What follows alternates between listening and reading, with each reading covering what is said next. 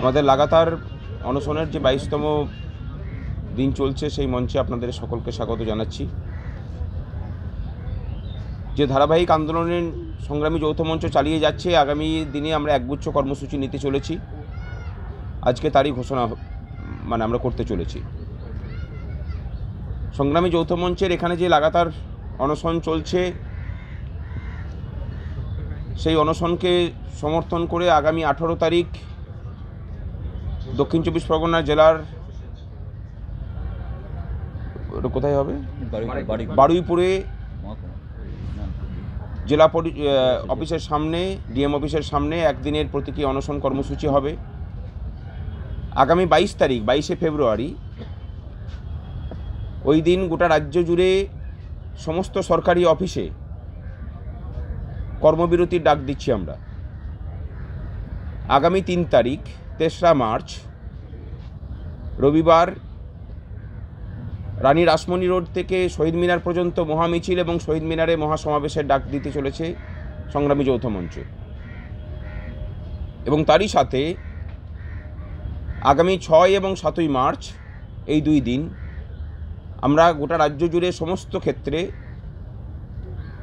ধর্মঘটের ডাক দিচ্ছি। এই ধর্মঘট রাজ্যের সকল কর্মচারী শিক্ষকদের সাথে সাধারণ মানুষ, চাকরি প্রার্থী থেকে শুরু করে শিক্ষিত ছেলেমেয়ের বাবা মা, ছাত্রছাত্রীদের অভিভাবক সকলকে আহ্বান জানাচ্ছি যে এই ধর্মঘটে যোগদান করার জন্য। কারণ রাজ্যের যে সামগ্রিক পরিস্থিতি এসে দাঁড়িয়েছে,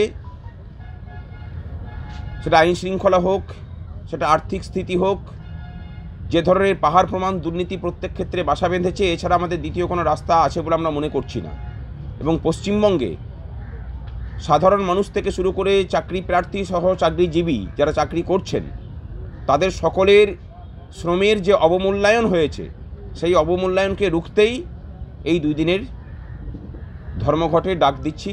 এবং সমাজের সর্বস্তরের মানুষ, বিরোধী রাজনৈতিক দলসহ সকলের কাছে সেই ধর্মঘট সফল করার আবেদন রাখছি আমরা। এর মাঝখানে আরও কোনো কর্মসূচি আমরা ঘোষণা করতে পারি, সেটা নিয়ে আলোচনা চলছে। এবং আগামীকাল আমরা কেন্দ্রীয় নির্বাচন কমিশনকে চিঠি পাঠাচ্ছি যে যখন তাদের ফুল বেঞ্চ আসবে, তখন যেন তারা এসে পড়ে আমাদের সাথে এখানে দেখা করার সুযোগ দেন আমাদেরকে। এই সমস্ত কিছু নিয়েই আমাদের ধারাবাহিক আন্দোলন চলছে। হ্যাঁ, অনশন এবং অবস্থান বিক্ষোভ যেমন চলছে সেরকম চলবে। ছাউনি খোলার বিষয়ে আমাদের কাজকর্ম চলছে। আশা করি যে ছাউনি আমরা লাগাতে পারবো, কারণ আর্মিও বলেছে তাদেরকে ফিস জমা করতে। আমরা ফিসটা কোনো পাইনি বলে আমরা জমা করতে পারিনি। আমরা যোগাযোগ করছি, ফিস জমা করে দিয়ে আমরা ছাউনিটাকে ব্যবস্থা করব।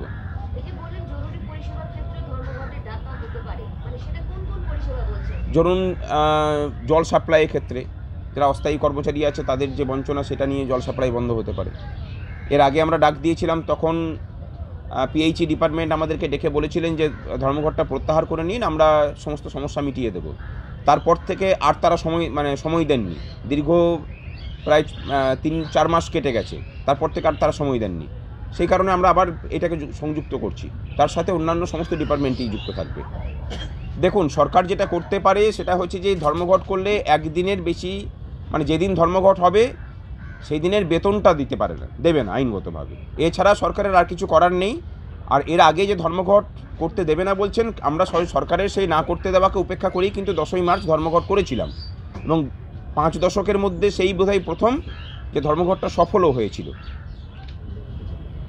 এবং তখন যে নোটিফিকেশানটা জারি তারা করেছিলেন, সেই নোটিফিকেশানটাকে আমরা অলরেডি হাইকোর্ট এবং স্যাটে আমরা চ্যালেঞ্জ করে রেখেছি। সেটা যেহেতু এখনও সমাধান হয়নি, তারপরে আমরা যে কর্মবিরতি ডেকেছি, আগে যেমন কর্মবিরতি হলে পরেই ডাইস নন ব্রেকিং সার্ভিসের হুমকি দিয়ে নোটিফিকেশান জারি করতেন, এবার আর তাকে সেরকম কিছু করতে পারেননি।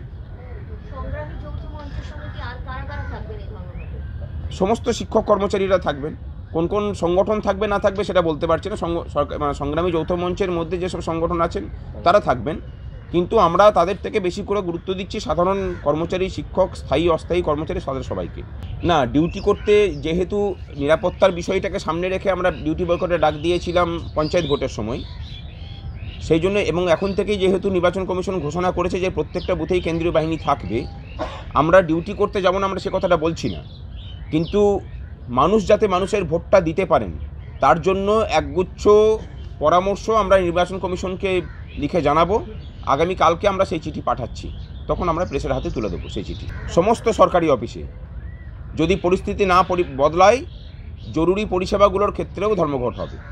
যে সরকার আমাদের উপর যে অত্যাচারটা নামিয়ে এনেছে, দিনের পর দিন যেভাবে মহার্ঘ ভাতার নামে কর্মচারীকে রাস্তায় নামিয়ে আনছেন এবং এক কিস্তি মহার্ঘ ভাতা সেটা কোন দিন থেকে কবে থেকে প্রাপ্য তার কোনো উল্লেখ করছেন না, এবং এআইসিপিআই মানা তো দূরের কথা, কোন সময়ের জন্য এই মহার্ঘ ভাতা দেওয়া হচ্ছে সেটাও তিনি বর্ণনা করছেন না।